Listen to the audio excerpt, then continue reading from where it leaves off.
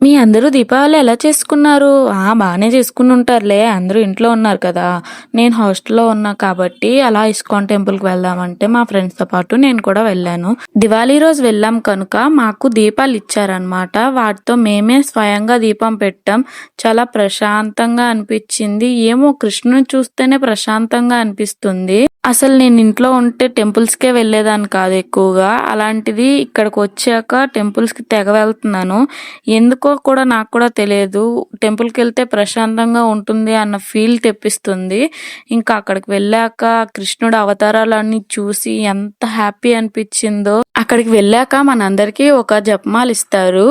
అది 108 స్టెప్స్ ఉంటది. హరే కృష్ణ కృష్ణ కృష్ణ హరే హరే, హరే రామ రామ రామ హరే హరే. ఈ మంత్రాన్ని 108 సార్లు జపించి తర్వాత మళ్ళీ వాళ్ళకి రిటర్న్ చేసేయాలి. తర్వాత ఒక లడ్డు ఇచ్చారు ప్రసాదంగా. ఎంత బాగుందో. అక్కడ ఉన్నంత టైము కృష్ణుడి ధ్యానంలో ఉన్నట్టే అనిపించింది. మీరు కూడా మీ ఫ్యామిలీ మెంబర్స్ తో ఒకసారి విజిట్ చేసేయండి.